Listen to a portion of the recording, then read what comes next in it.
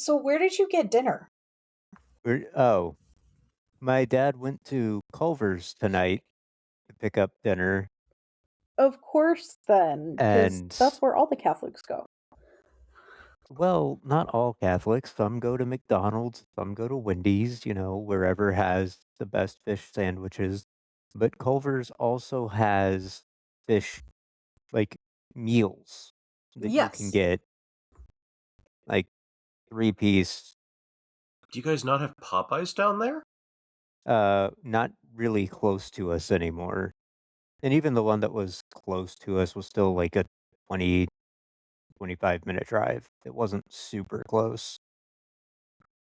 But the real question is, what are you giving up for Lent? I'm not Catholic. Neither Valid. am I, but I still gave up my job. Damn it, woman! There's the But intro. you did that before. I actually quit. I got my stuff from my classroom on Thursday, so technically, my last day was the day after Ash Wednesday. Technicalities. Your resignation letter was sent before. This is true. Roll the music.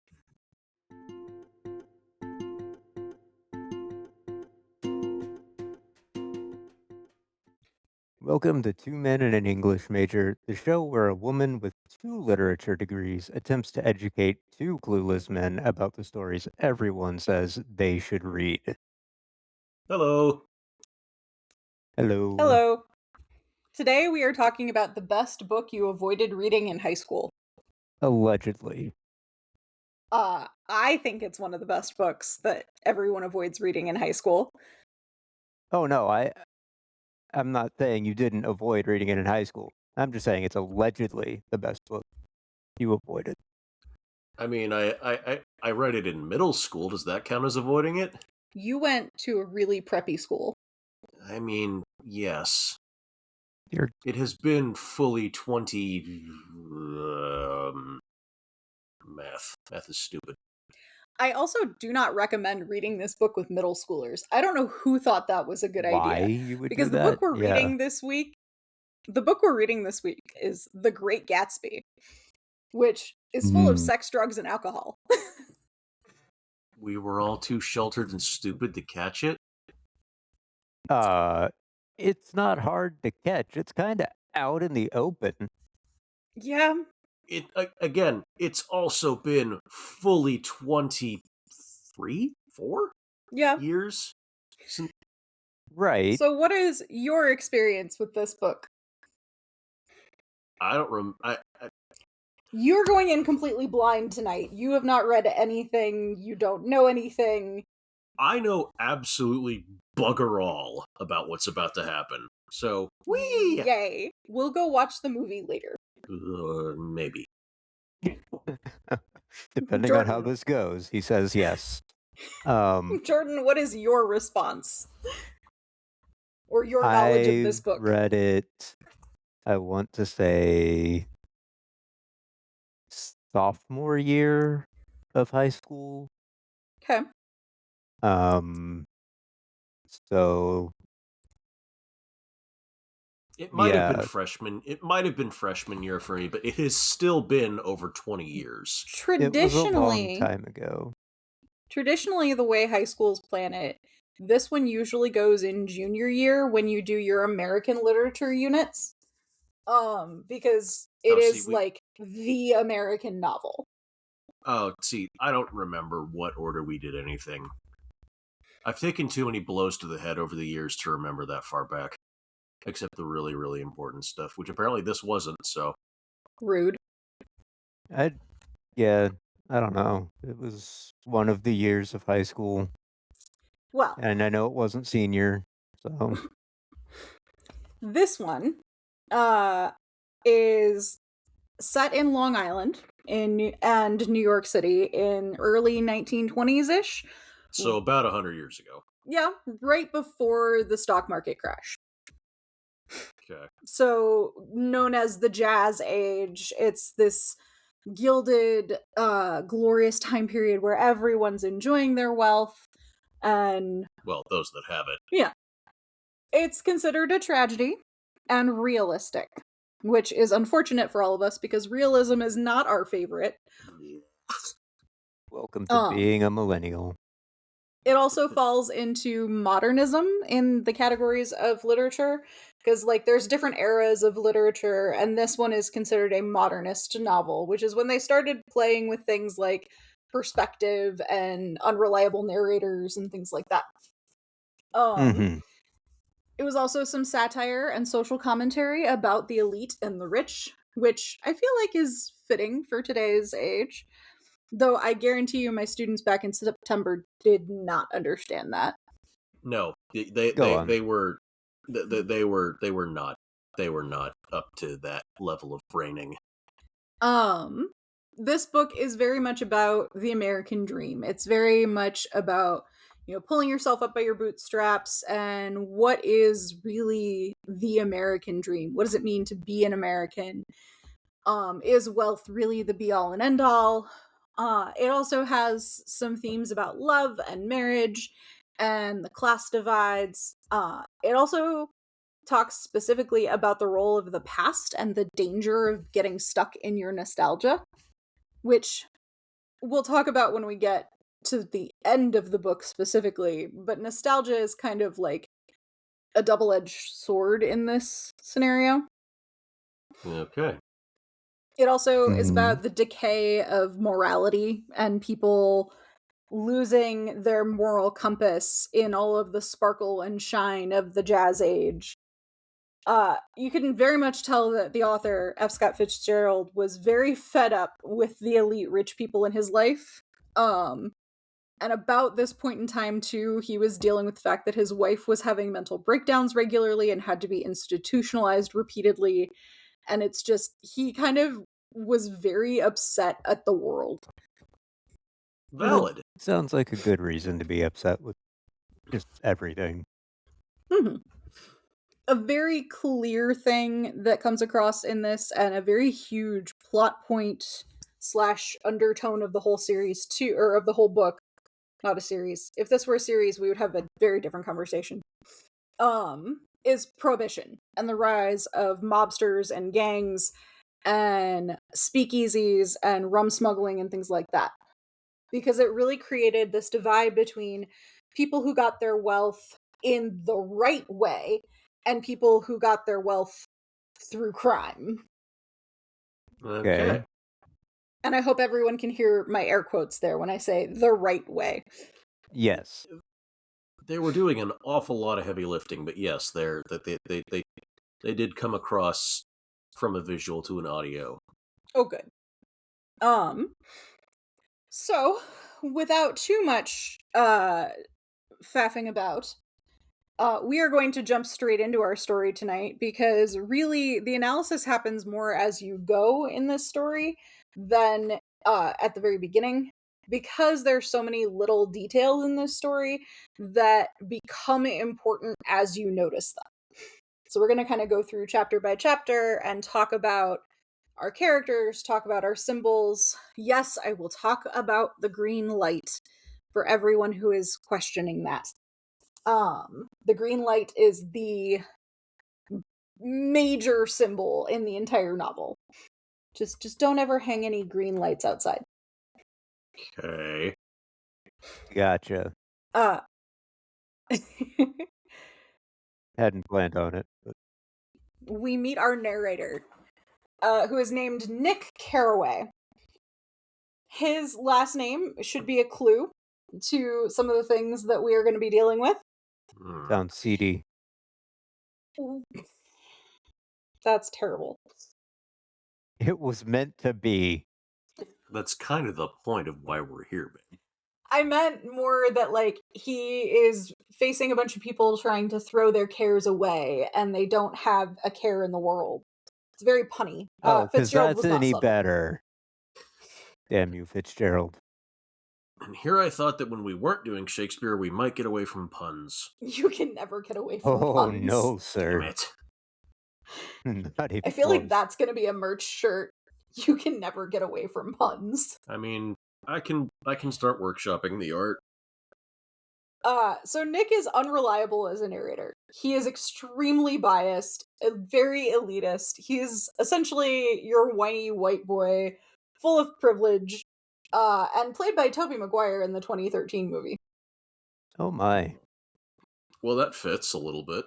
I will also tell you the 2013 movie did a beautiful job of adapting this book, and if you want to pretend like you know what happened in this book, it is a good way to cheat.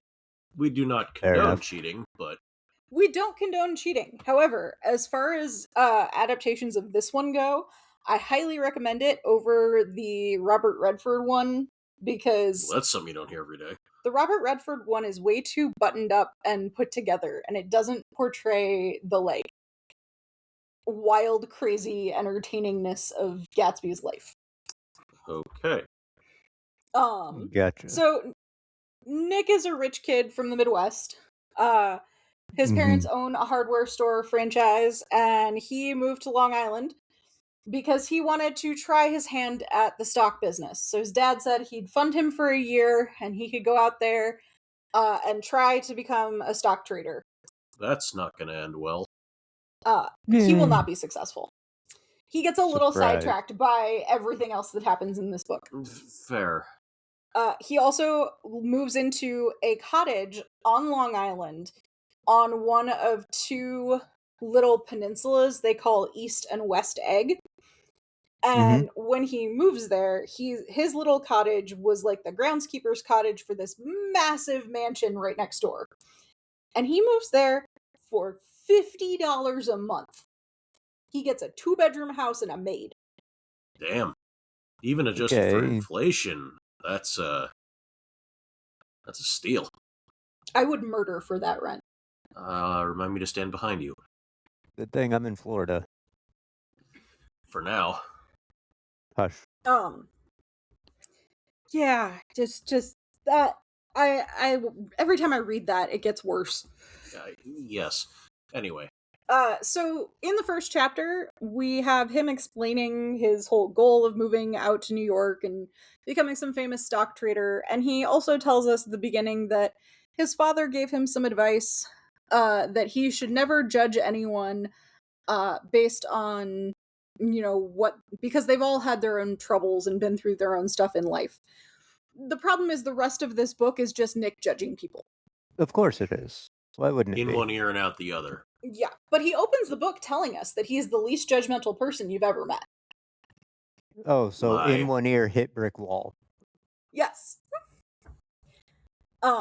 He goes to have dinner with his cousin, Daisy, who he has not seen in a very long time, and her husband, Tom, who is his old friend from college. They both went to Yale. Tom was kind of that aggressive jock type. He is the epitome of peaked in high school. Oh, so the always wearing his leather jacket. Yeah. Oh, yeah. Yep. Showing off all of his sports trophies. He plays polo now. Has the most punchable face in the entire book. Yeah. Got it. Tom is a special character in that Tom represents those, like, Nepo babies. They get their money from family, they just do whatever they want, and they never have to struggle a day in their lives. So they have a bunch of physical worth, but they're actually worthless as human beings. Pretty much. Yes. Lovely. Daisy is the perfect little debonair housewife, I guess, though she doesn't do chores or housekeeping of any kind. She was also from a wealthy family, and she married Tom. Daisy is our queen of style and being the perfect magazine picture of what the elite wealthy should be like. Think Kardashian-ish. I was about to say, so she sounds like she's one step removed from being like a pinup. Yeah. She's not Probably floozy is. like that. Oh, I'm sure that'll change as the book goes on. Yeah. And then at this same dinner that Nick is going to hang out with his cousin and her husband, there is Daisy's friend Jordan, who is a suspiciously athletic woman and a pro golfer. She is very lesbian coded. Nick is extremely intimidated by her and turned on at the same time. Of Awkward. course he is. They will spend the rest of this book having a very weird relationship where they kind of get flung together all the time, and they're like supposed to be a couple but not really. And Nick hints that he's got a girl back home that he's writing letters to, signing them "Love, Nick," and he's just not sure that he's committed to that either. Nick is just very entitled. I swear I have a girlfriend, she just goes to a different school. It's more, I swear I broke up with this chick, she just doesn't know it yet. And apparently you don't either. So this sounds like this sounds almost as awkward as that one scene in Hamlet where everybody's talking about how they're going to intervene on Hamlet and he's not there. Not quite. This dinner is awkward for sure, but it's more awkward because of Tom and Daisy, not necessarily because of Nick and his random girls. So the four of them sit down to have actual dinner, and Tom goes on a racist rant about how the colored people are going to take over if we Nordics don't do better. Oh, Yeah. well, that's nice. Real Real sensitive. gentlemanly. Daisy makes fun of him for it in one of the best parts of this book. Great. Good. She leans over to Nick and goes, "We gotta beat him down," and winks at him like, "Yeah, my husband's insane for thinking this." Well, at least she's aware of it. Yeah, and I mean, she's not wrong. That's a good way to fix it. Yeah. Are they at a restaurant or at some... No, they're at Tom's house. Okay. Like, they're at the Buchanan residence, which is this huge mansion across the lake from where Nick is living right now. Dinner gets interrupted a couple times by a call from Tom's mistress, and no one is subtle about this at all. They're trying to pretend like it's not happening, but like it's really awkward pretending it's not happening. Like, the phone rings and everyone goes dead silent, and then Tom goes off to go answer the phone, and Daisy like storms out a different direction, clearly upset, and Nick tries to start a conversation with Jordan to pretend that, okay, there's nothing awkward happening, and Jordan's like, "Shh, we're listening, we want to know what's going on." Gotta get the tea. Exactly. This book is all about the tea. Yeah, had a feeling. So she explains that Tom's got a girl in New York that should know better than to call him at dinner. I mean, yeah. You shouldn't call anyone at dinner time. That's just rude. Just common courtesy. I love that you think in manners and not in when you're the side piece, you shouldn't interrupt home life. I mean, there is also that.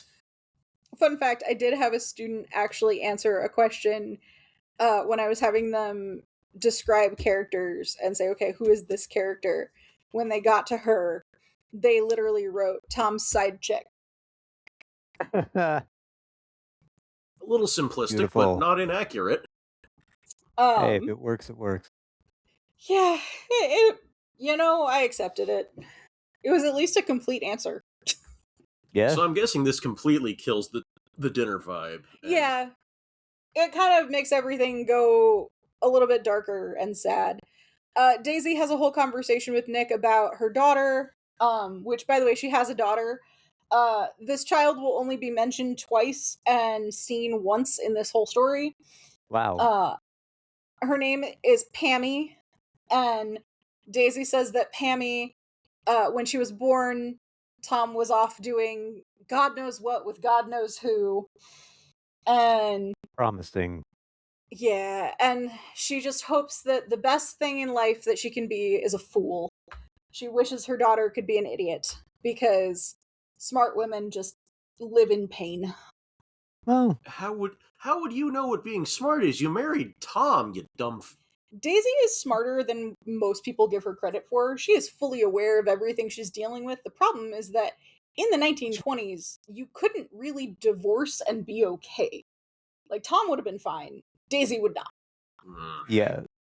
But Nick goes home after this dinner, and as he is going into his house, he looks out at his neighbor's dock, the dock for the mansion, and sees his neighbor in a suit standing at the end of the dock, reaching his hand out across the lake, like over the lake, towards a green light.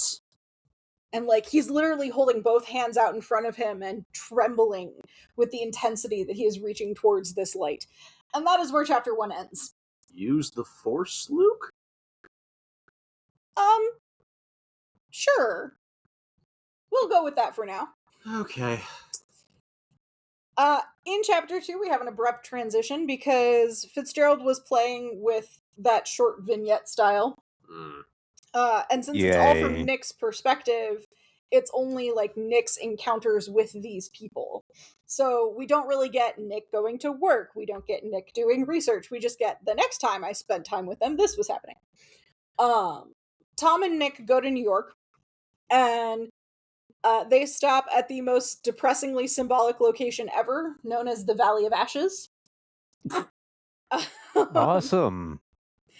This is a place between Long Island and New York on the train line where all of the litter and debris and ash from the factories essentially gets piled and sorted through. And it is like basically where all the waste of the excessive opulence of New York City gets dumped. Lovely. This symbolism will come back. Oh, of course it will. Of course it will. There's also a billboard here that is a very faded, worn down billboard for an eye doctor that all you can see now are the two eyes on the billboard just watching over everything. Yeah. And they're the eyes of Dr. T.J. Eckelberg. Always watching, Wazowski. Always watching. Good. TJ Eckelberg will watch you in your sleep. This is Please also no. always on the art for the book. In fact, this is one of those books that has had the same cover art since original publication. Damn. Because that cover art matches the story so beautifully. Okay. So they go through this Valley of Ashes and they stop at a mechanic's shop there because Tom has a mistress whose husband runs the mechanic shop. And this mistress is Myrtle Wilson, who is tacky as fuck. Okay. She is basically the opposite of Daisy. Is Tom schizophrenic? No. No, this is the one who called him at dinner, isn't it? Yes. Her husband is very worn down and like beaten down. She is kind of the girl she's the type who runs over him. She's very loud, obnoxious. She dyes her hair. In the book, she's described as being fat. So while Daisy is this perfect, thin, demure housewife, Myrtle is loud and fat and obnoxious. Huh. All right. They tell her to get on the train so that they can meet with her in the city. And they have the decency not to ride together on the train. That would be scandalous. Oh. Yeah, that would be scandalous, but not to call it dinner. Going too far. Yeah, not to call it dinner, and not everything else that happens in this chapter. Oh boy. Of course not. Tom's lines for scandal are wild. So Tom owns an apartment in the city specifically for Myrtle. That's gross. She has decorated it with really tacky paintings and decor. She has no sense of style. The whole place seems like it's out of a fever dream. They go to this apartment. Along the way, like, they stop for Myrtle to buy things using Tom's money, of course, including a dog just off the side of the street. What? Why are you buying a dog off the side of the road? This it's the guy's worst place selling to buy a puppies. dog. Oh, Tom even comments that it's a pure scam. Like, this puppy is not what the guy is trying to sell it as. I just meant that dog's not going to live very long. But yeah. This dog will never be mentioned again. Oh, good. So it lived for like 3 sentences. Awesome. Yeah. After this chapter, we know nothing about the dog. Woof. I'm pretty sure the dog probably dies of alcohol poisoning, but we'll get to that. That's probably all they fed it.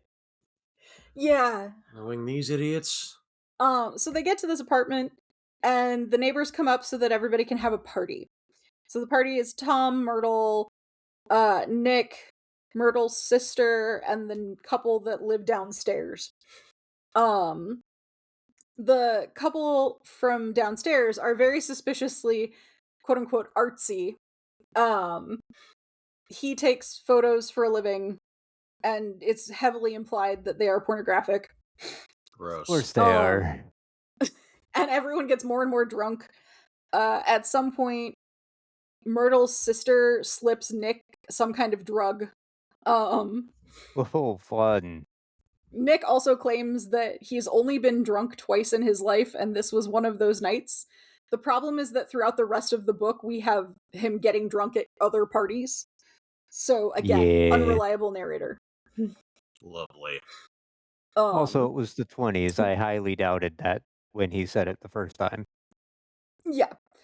As this chapter continues, it is a really interesting part, though, because since it's in Nick's perspective and he is at this party getting drunk and high, the perspective changes consistently and becomes very hazy, and like sentences stop being finished, and like there's no transitions from one thing to another. Like you go from all of a sudden we're sitting in the apartment drinking to this is happening, and then flash to this, almost like you're having those blackout moments between things. So he's only remembering what he remembered. I mean, he did get roofied. Essentially, yes. Well, from what he tells us.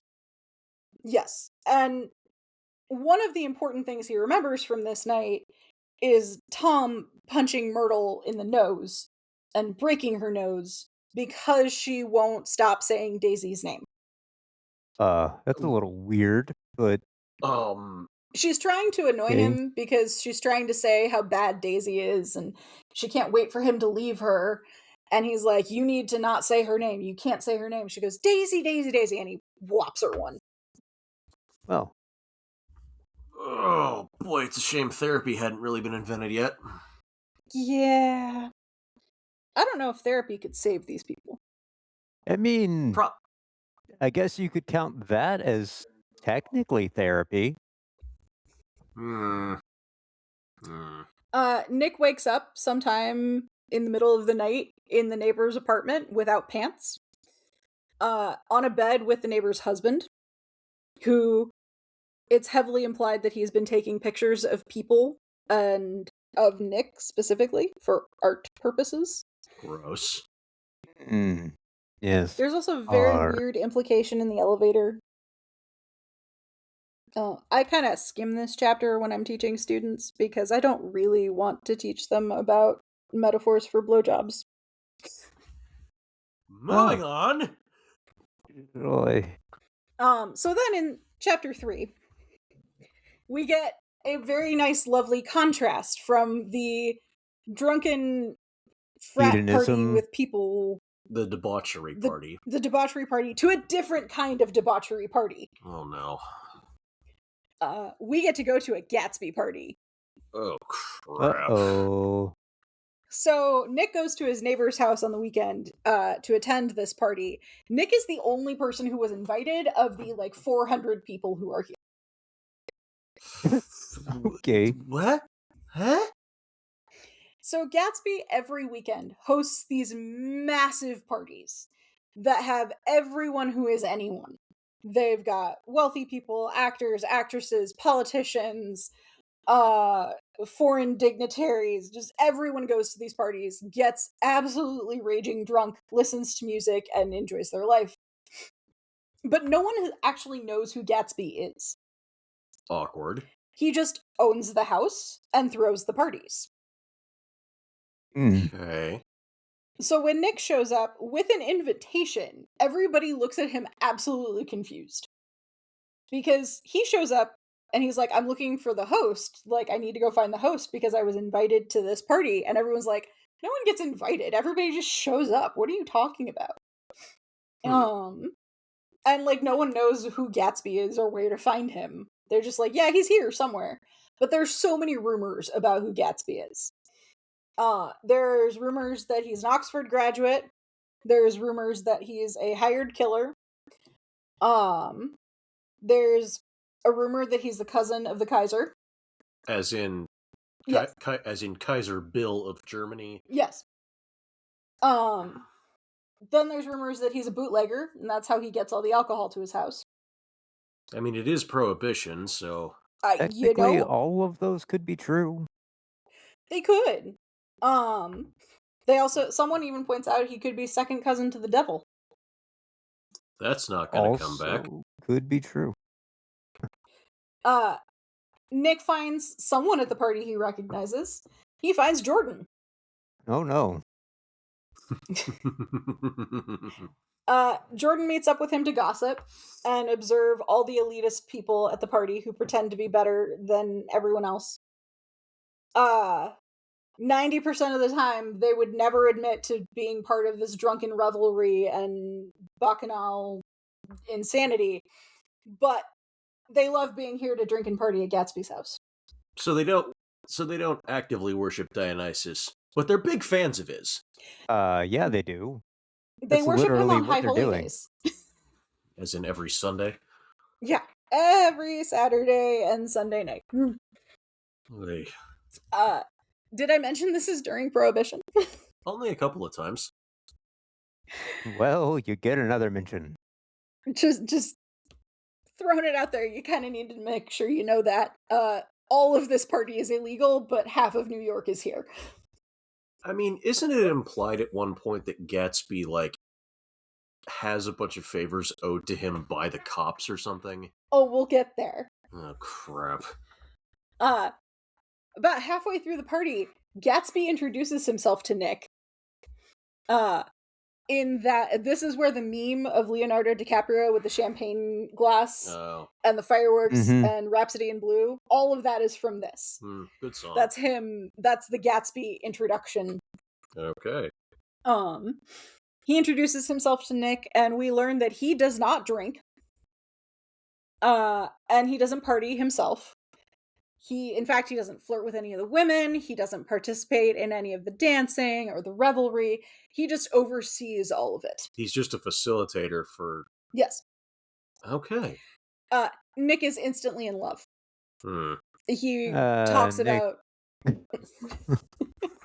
He talks a lot about Gatsby's smile and how Gatsby just seemed like he knew who you were. And all right, buddy. Relax. Okay, pump the brakes there, homie. You don't need to simp for Gatsby that hard. All of this movie is simping for Gatsby. Or all of this book is simping for Gatsby. I know. Now, there's our title for this week. Simping for Gatsby? I mean... I can work with that. Gatsby takes Jordan away to talk in a room somewhere. We find out what happened later. It's just one of those, he suspiciously drags Jordan off, who has never met him and is like, but me? Why would you care about talking to me? And while they're doing that, Nick watches a car crash in the driveway. As you do. Because of drunk drivers. Which is in no way foreshadowing. No, not at all. Can't be. Nope. Drunk, careless drivers hitting things. Yeah, nope. That has nothing to do with this book. Could we... The sarcasm is strong with this one. So then we get to chapter 4. Chapter 4 opens with a long-ass list. In fact, it's like 4 pages long. Of people who attended Gatsby's parties. Including wealthy people, famous people, nefarious people, infamous, like, lawbreakers, politicians, actresses. A little redundant there with the lawbreakers and the politicians, but continue. He just needed to get the list out there. And talks about, like, they're cheating on their spouses, or their spouses are there and also cheating, and it's just surprise, basically... surprise. the list of who's who at a Gatsby party. Ain't no party like a Gatsby party. Okay, you don't understand what you just did in my head. No, what happened? Ain't no party like a Gatsby party, because a Gatsby party don't stop until 4 people are dead and everyone is disillusioned with the American dream. Wow, only 4 Anyway, people? Actually, I think That's it's a only 3. relatively low rate. But go on. So then we jump cut to Gatsby going out to lunch with Nick. So Nick is riding in the car on the drive to New York, and Gatsby is driving very recklessly. The note I have here says Fast and the Furious 1920s edition. So he's going, what, 40 miles an hour in a car that's meant to do 30? How dare you imply that? What? That it could even go 40 miles an hour? They could go faster than that in the 20s. I don't know what kind of nonsense they're sticking in their gas tanks there. This is where we get to learn what Gatsby's car is, which is this giant yellow, obnoxious, like, custom rig.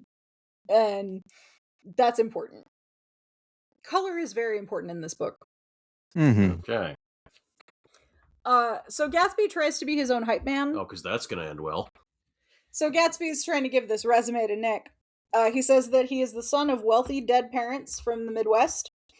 When Nick questions him on where in the Midwest, because that's where Nick is from, he says, "Oh, San Francisco." That's not the Midwest, sir. You're off by a full 2,000 miles there, Gats. I mean, it's west. Nice try, Jay. In the 1920s, the Midwest was basically anything west of Pittsburgh until about Chicago. Chicago is not the end of the Midwest. Yeah, okay, fine. St. Louis, whatever. He says that he was educated at Oxford. That is a hike. He also says that he collected jewels while traveling the capitals of Europe. So he's a thief. Well, also, there aren't really jewel mines in Europe. Yeah, no, I'm thinking of, like, crowns and... He also claimed that he went big game hunting in France. What big game were you hunting? I assume Frenchmen. The urge to make a Napoleon joke is overwhelming, but that wouldn't I'll hold be my big tongue. Game. That'd be That's average the size. point. That's the point, you asshat. He claims to have multiple medals from World War I from multiple countries. And in order to prove this, he shows him one from Montenegro. They didn't... Okay. Go ahead. That was not World War I. That was World War II was the Africa campaign. There was virtually no warfare that took place in Northern Africa in World War I. It was all contained to Europe. I mean, he has a Medal of Valor from Montenegro. From what, an expeditionary force? He also has a picture of him at Oxford. Nick was suspicious too, until he showed the picture and the medal. Before Nick can question much further, though, they almost get pulled over by a cop. Unfortunately, they have white boy privilege, because the cop tries to pull them over, and then Gatsby flashes a business card showing his name. And the guy's like, "Oh, I'm sorry, Mr. Gatsby, never mind, you can go on and do your thing." Wow. Yeah. He been at those Gatsby parties. Yeah. Must be nice. Apparently the chief of police sends him a Christmas card every year. Feel like he sends more than one card to the chief of police every year. And a little extra. So then they get to their lunch, which is at a speakeasy behind a laundromat. Of course it is. Delicious food. Sprinkled with a little extra borax. Liquid diet. So they get in and they meet Wolfsheim. Meyer Wolfsheim. He is one of Gatsby's work associates, and he's apparently there to hype up Gatsby's integrity, talk about him being a stand-up guy. That's gonna go well. Unfortunately, Wolfsheim is totally not a mobster. Press next to doubt on that one. He has teeth for cufflinks. Ew. What? Like human molars. Oh, yeah, no, Ew. there's no way this dude works for the mob. He Maybe also the was Triad. apparently responsible for fixing the 1919 World Series. Well, that's a bit of a mark against his character. He tries really hard to paint Gatsby as a stand-up guy, but fails miserably. Well, he also talks about a friend of his getting shot in the street outside this speakeasy by the cops, and just kind of skeeves Nick out a bit. Yeah, Just a these little are all bit. good things to tell someone while you're trying to vouch for someone else's character in a speakeasy. Just saying. I mean, People I don't know. I trust him. People apparently of course you willingly do. gave him their teeth. I don't know if it was willing, but So after the creepy lunch, Nick decides creepy. he's gonna go see Jordan. Mm. They decide to go out for I think just tea and dinner or something. And Jordan fills him in on what her conversation with Gatsby was at the last party. Oh my.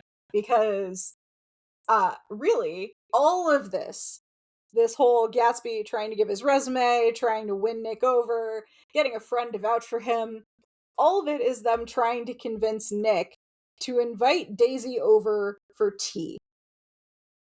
Because Gatsby is head over heels in love with Daisy. Oh no. Of course he is. Of course. What? During the war, Daisy was an absolute flirt.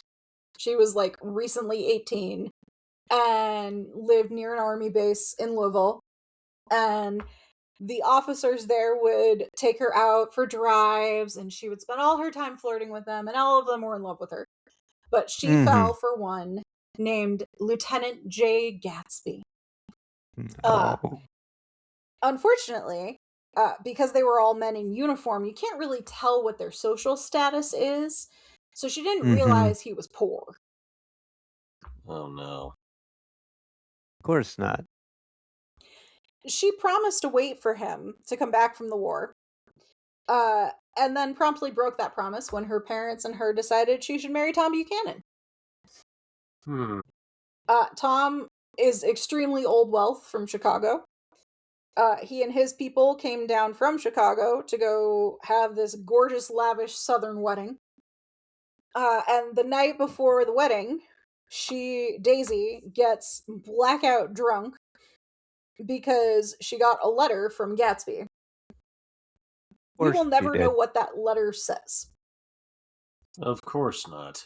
But Jordan remembers having to sober her up and get her ready for the wedding the next morning because she married Tom and she committed to it, and that's where she went. She's been faithful to Tom ever since. Tom started cheating on their honeymoon. Good man. Wow. Real faithful. Just there was in it for the long haul, isn't he?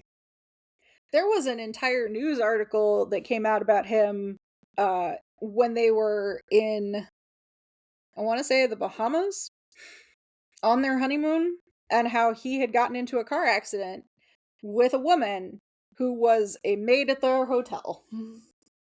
I stand correct. I refer to my earlier comment. So he is definitely the most punchable face in this book. Oh yeah. That's putting it lightly. Technically, Myrtle is the most punched face in this book. Well, yes. I mean, she's not wrong. So all of this kind of comes full circle, and we learned that Gatsby bought the mansion he did because it is directly across the bay from Daisy's, and that green light that he was reaching out for is the light at the end of her dock. Okay. Total pining. Just a bit. Yes. So he did this, and he reaches out for that light, and it's very symbolic of, you know, his dream. He's reaching out for this dream, and he's trying to prep for this dream. But he wants everything between him and Daisy to be above board. So he is trying to convince Nick. He doesn't want to outright ask him. So this is the whole convoluted thing.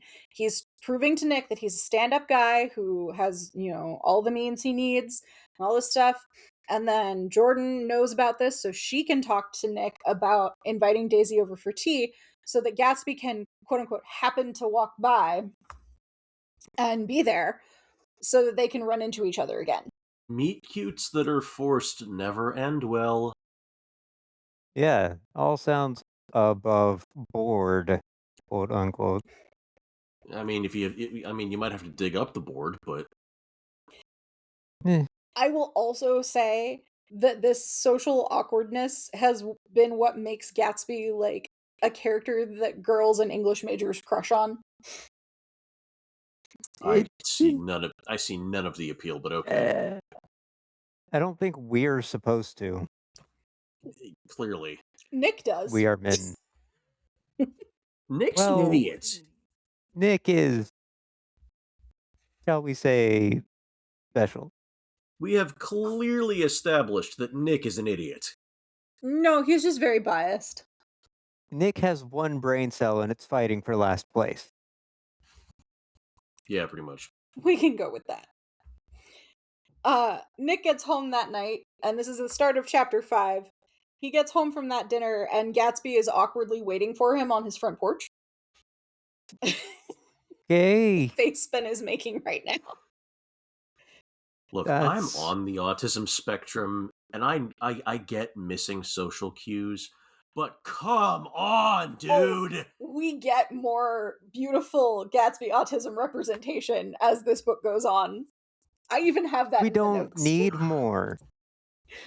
We don't need more, buddy.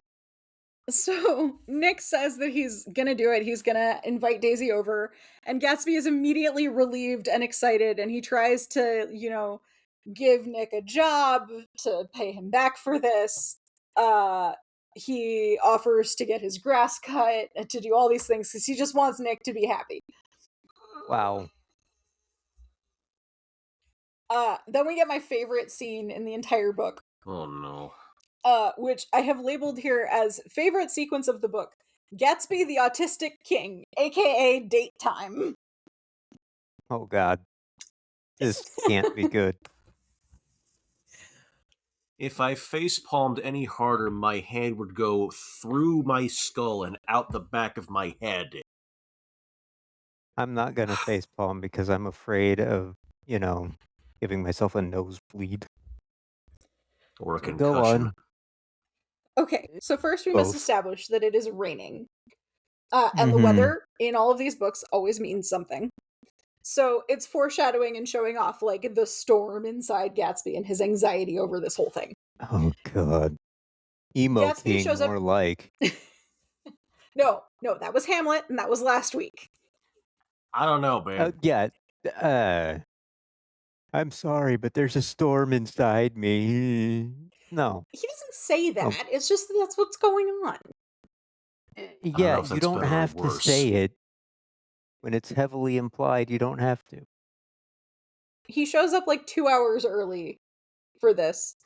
And brings so many flowers. Like he bought an entire flower stand and just carted it over. He has turned Nick's living room into a greenhouse. Oh my god. Hopefully nobody has any allergies. And he kind of panics, trying to make sure that everything is perfect. In fact, like when they get to 2 minutes before the time that Daisy is supposed to get there, he's like, she's not here yet. Oh no, this is all gonna go to crap. What do we do? And Nick's like, dude, she's got 2 minutes till she's even on time. It's fine. It's okay, chill. And Gatsby's just not chilling. He refuses to chill. He but then never when had Daisy... any to start with. When Daisy arrives, magically Gatsby's no longer in the house. So he pulled a Harry Houdini. Poof. Of course. And so, like, Nick was ready to have Daisy walk in and see Gatsby in the living room, but instead, Daisy walks in and sees a living room full of flowers in, might I remind you, her cousin's house. Yeah, Awkward. this doesn't seem weird. She even makes the comment of, I think you're in love with me. Yeah. Uh, hmm. Well, it's very clear that whoever set this up is in love with her. Mm-hmm. Like, even she's figuring Yeah. that out. She just doesn't realize it's not Nick who set it up. But then there's a knock on the front door. I mean, she should have figured that out because this isn't Alabama, but Ding ding No. ding ding ding ding ding ding ding ding ding ding ding. There's a knock on the front door. Of course Yeah. there is. And standing on the porch, soaking wet because it is, of course, still raining. And he's wearing a pink suit, by the way. Is Gatsby. No, sir. Oh, no. That's a bad I color. know. Poor Gatsby. No, we don't know. I don't know. We're not going that far. So he's standing This on the was a porch, choice. soaking wet. Looks like a drowned rat. And Nick goes to let him in, and he's trying really hard to seem casual, but very, very much not pulling it off. Mm-hmm. So they go and they settle into the living room, and like Daisy's sitting on the couch and Nick is leaning on the fireplace, and he knocks over a clock Whoops. at one point, and it's just all very awkward, and they cannot figure out how to have a conversation. So Nick decides to leave them alone because the solution to awkwardness is to run away, apparently. I mean, it is a valid strat. It's not a good one. He comes back about half an hour later and everything's magically better. The two of them are sitting next to each other on the couch. They seem incandescently happy.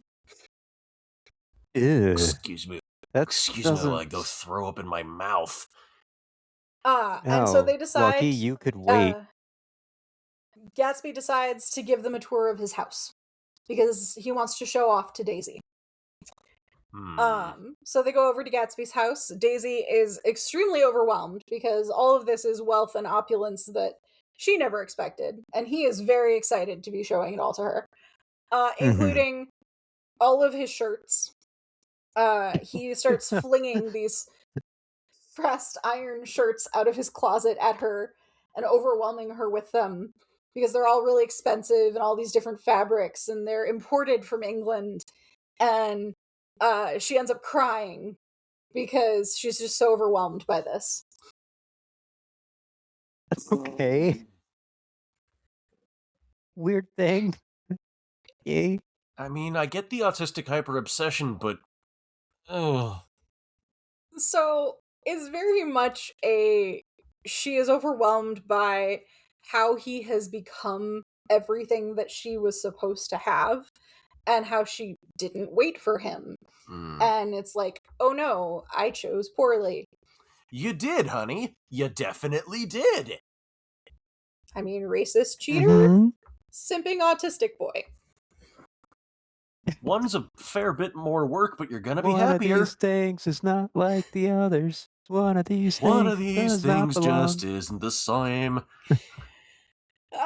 Nick watches this all happen because he's third wheeling hard. Yeah. He's the only wheel that's spinning right now. And he wonders if Daisy can live up to the hype that Gatsby has, like, built up for her in his head. Spoiler alert, the answer is no. No shit. He also notes that Gatsby seems very much like a teenage boy, just reveling in spending time with his crush. Yeah. Been there, done that, get it, yeah, moving on. Nick then decides now is the time to explain to us who Gatsby really is, even though this isn't the point in the timeline where he found out.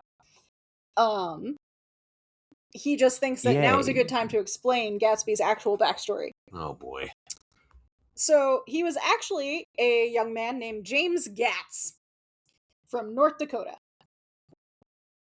He was a dirt poor farm boy. Okay. He dropped out of college 2 weeks in because he had to be a janitor to pay tuition, and he was humiliated by that and thought that he was better than that and everyone should know it. Sure. So instead, he started working on Lake Superior, fishing and clamming. And then Dan Cody shows up on a yacht.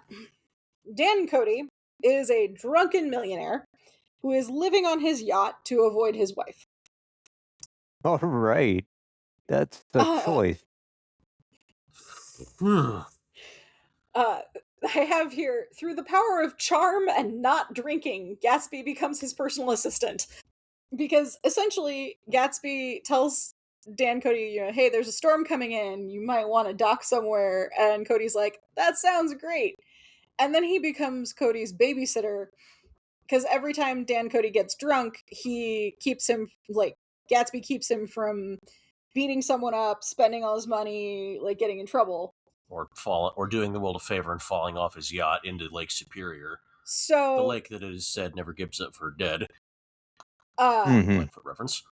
So Dan Cody obviously decides that this is a brilliant human being that he's going to take under his wing, and the two of them travel around the world. Gatsby falls in love with this lifestyle of luxury and no worries and no cares. I mean, yeah. Obvious. However, when Dan Cody dies suspiciously after a visit from his wife, the wife scams Gatsby out of a $25,000 inheritance, which was a hell of a lot more than that back in those days. Back then. So Gatsby swears that he will be successful and he will have this lifestyle someday that really shows off who he truly is on the inside. That's not. I don't know if that's the best idea, but okay, buddy. You do you, but. Then we get another little autism moment from him where Gatsby doesn't notice Tom and some of Tom's friends very insincerely inviting him to dinner. Oh, so we've jumped back to present? Yes, we're back in present. Mm-hmm. Autism 2 Electric Boogaloo. Yes. So then we see another Gatsby party. Oh boy. This is the first one Daisy has ever been to. Oh boy. Oh dear. And you gotta realize, what we have going on is that Gatsby has essentially been throwing these parties to try and lure Daisy to them so he can, meet her, but she just never came to them. So then he had to do the whole trick her into coming to dinner with her cousin thing. Because all of these opulent, lavish, drunken parties were an attempt to get Daisy to come over. But it just never worked. Just send a note, stupid! No, he can't be that obvious. Instead, he must throw ragers every weekend. I mean... wildly inefficient use of time and money, but alright. Daisy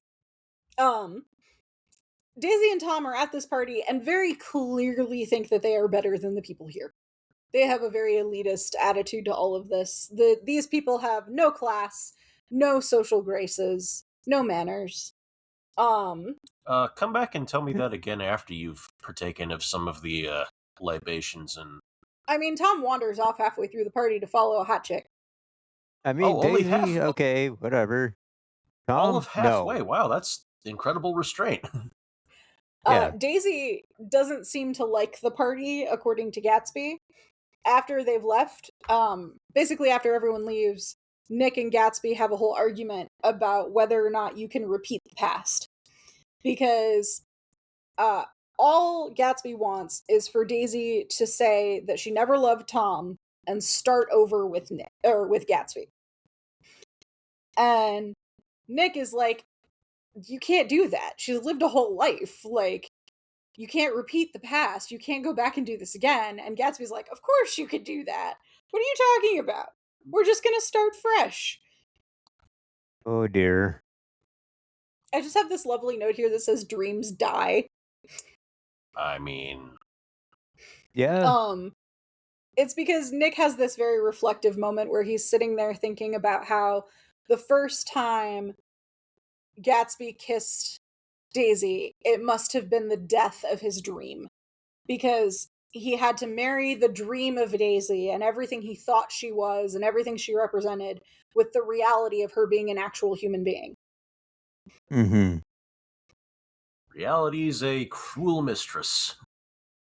I mean, she's a human with breath and teeth and all of those things that make you human and make kissing awkward sometimes.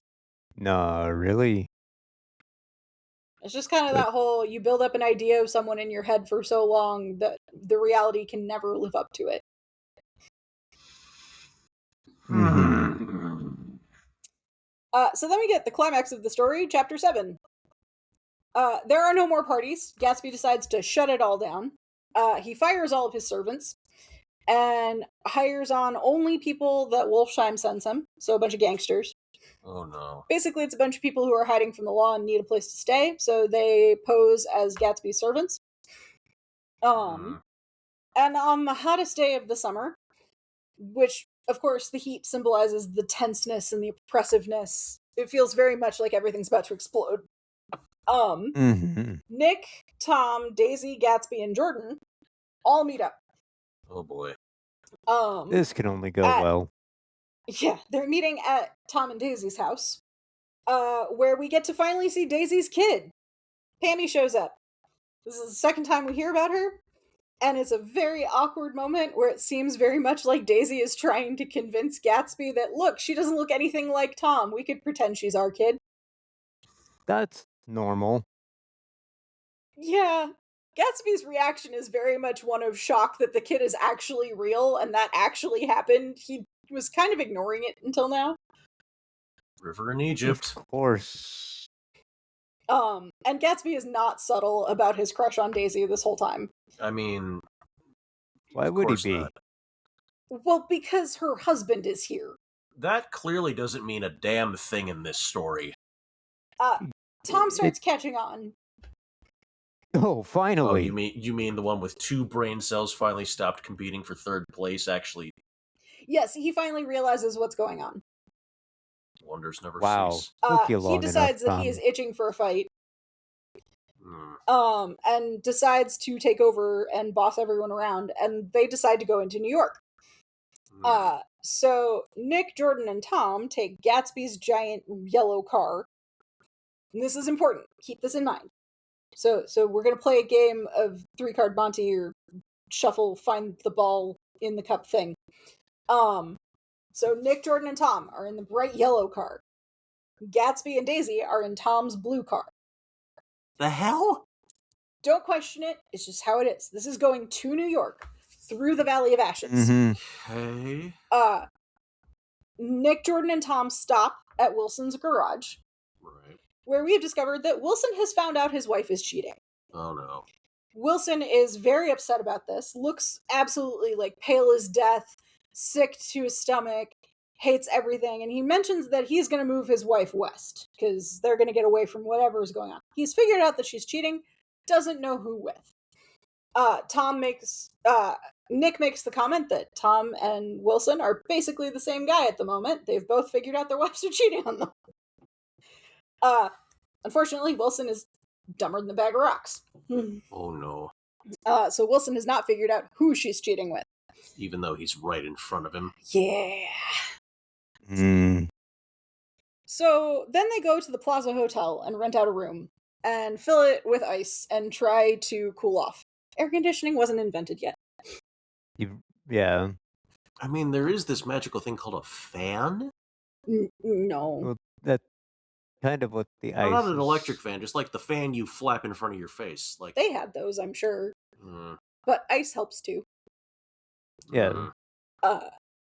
Tom starts just making fun of Gatsby up and down, and calling him out on all of the things that he has been lying about. So, like, points out that he's a bootlegger, that he works with Wolfsheim, that he didn't actually go to Oxford. He was only there for a couple weeks on an army program.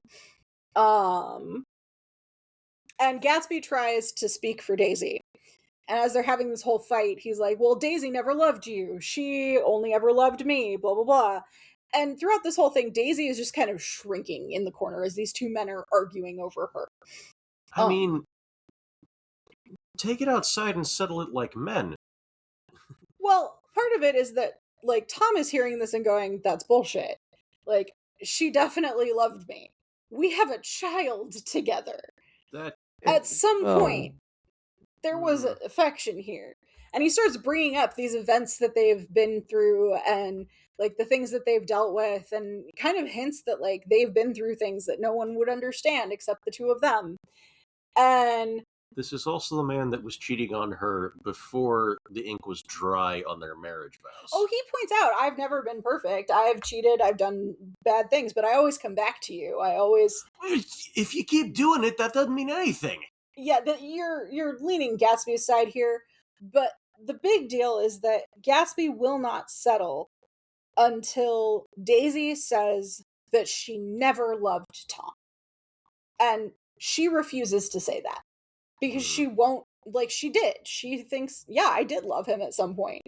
And we have been through these things. And so she won't say she never loved Tom, and Gatsby won't have that. And so essentially, like, throughout all of this, Daisy is, like, shrinking and giving up and trying really hard not to freak out because these men are arguing over her. And then she just bursts out with, I did love him. Gatsby, are you happy now? Like, this is what it really is. And Gatsby's like, what? Wait, no. And so she goes back to Tom and she's like, Tom, get me out of this.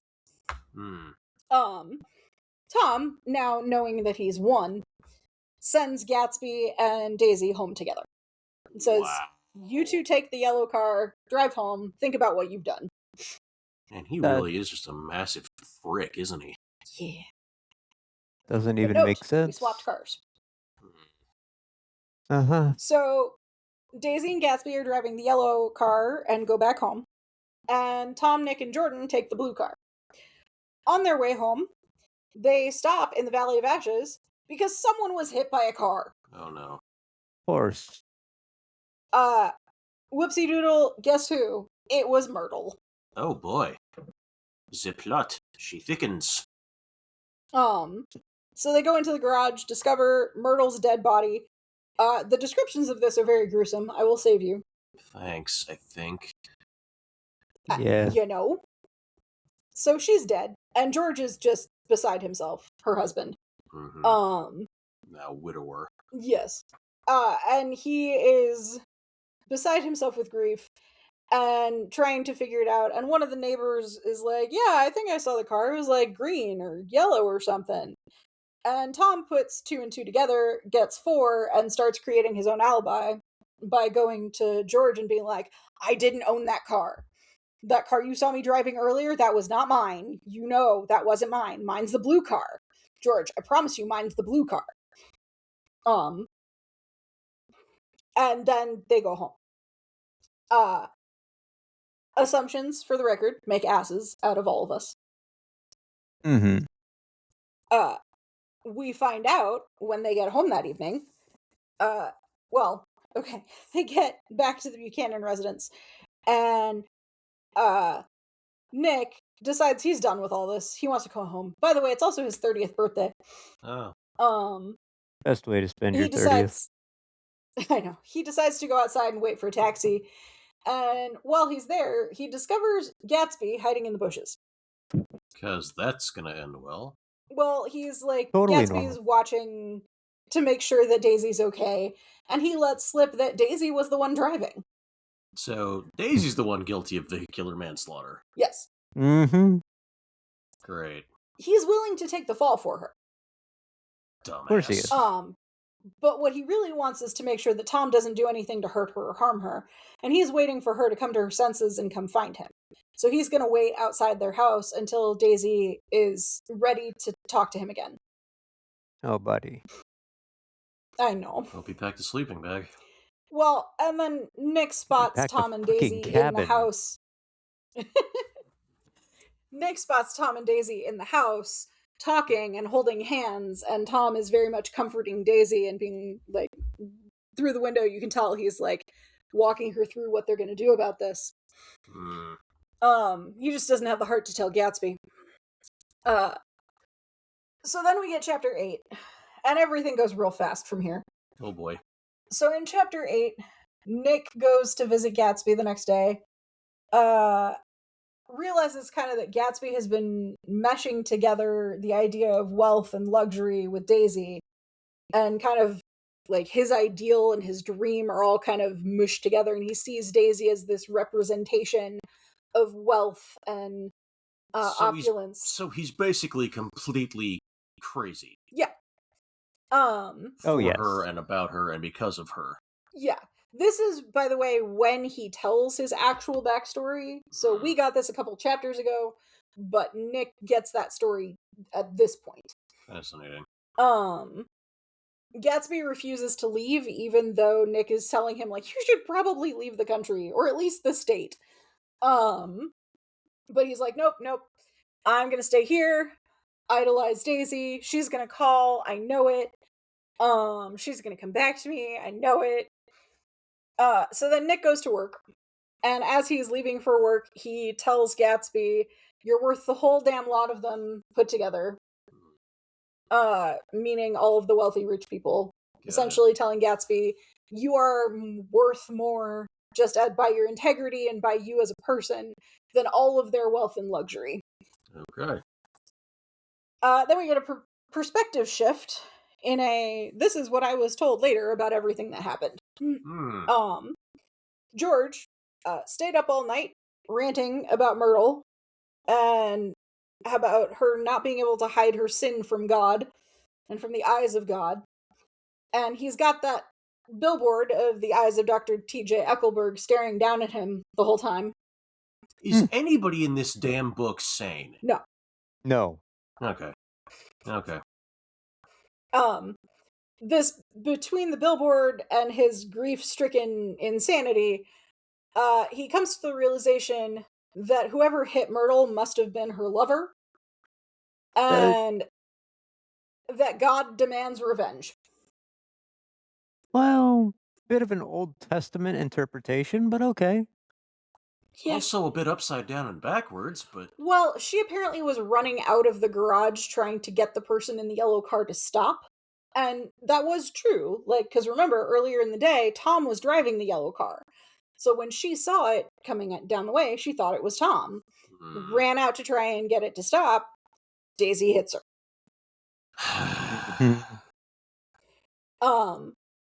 But again, because the eyes of the billboard representing God are demanding revenge, George decides that he's going to hunt down the owner of the yellow car. Tom helpfully tells him who the owner of the yellow car is. And he finds Gatsby laying on an air mattress in his pool and shoots him. Well, that escalated quickly. Then he promptly shoots himself. And de-escalated just as quickly.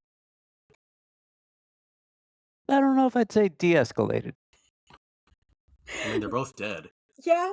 Nick spends the rest of this chapter being very poetic about how this was probably for the best because Gatsby got to spend his last moments believing that Daisy still loved him and was going to call him.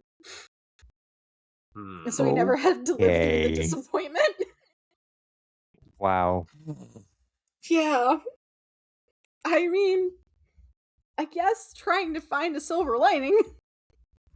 And to think, this came out right before the Great Depression. Coincidence? I don't think so. Not even a little bit. So last chapter is basically just kind of wrapping everything up.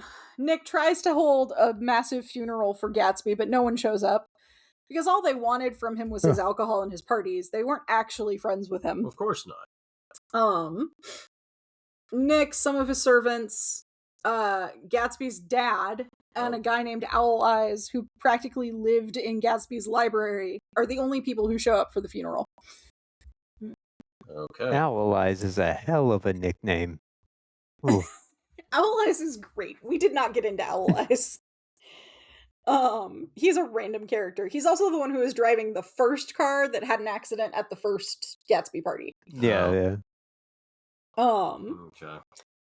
Nick decides that he is sick of the East Coast and all of their insanity and lack of morals and values.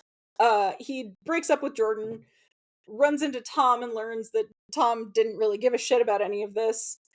Of course he didn't. And was more upset about having to sell the apartment than about Myrtle dying. Wow. Surprise, surprise. He decides Tom and Daisy are careless people who destroy everything they touch and are shielded by their money from facing any consequences. The parallels to modern day are infuriating. I mean, Tom and Daisy decide to just go off to Paris now. Yeah, no. There's very much this sense of importance to tradition and values, but also the fact that Gatsby wanted freedom from his past, but also was longing for something that was in the past that he couldn't have. It's all very much about nostalgia and like longing for a future that can never be, and how dangerous that is. Clearly. Indeed. So, yeah. Again, like I said, if you want a pretty good version of this, the 2013 adaptation is very well done. It's Baz Luhrmann is the director of it. I love him as a director because he is so stylized. And one of the things that he's really good at is over the top opulence that fits with current day. So, like, the music in it and all of that is very over the top. It has 1920s vibes to it, but it's the parties that Gatsby throws in that movie are opulent by our standards and by modern standards because he's trying to make the viewer understand what it would be like to the modern or to the contemporary audience, not necessarily what it actually was. Clever. Mm-hmm. Yeah. So he uses lots of rap music and glitter and fireworks and all sorts of stuff like that that wouldn't have happened in the 1920s, but that's the vibe that we need for it to feel like opulence. Anachronism is a tool. Yes. And he uses it very well. He also has only directed 3 movies. This, Moulin Rouge, and Romeo plus Juliet. I'm sensing a theme. Yep. I'm also more depressed after this one than I was after Hamlet. That's impressive. That is impressive. Not good, Fewer but people impressive. died in this one. Yes, but fewer people got what they deserved, too.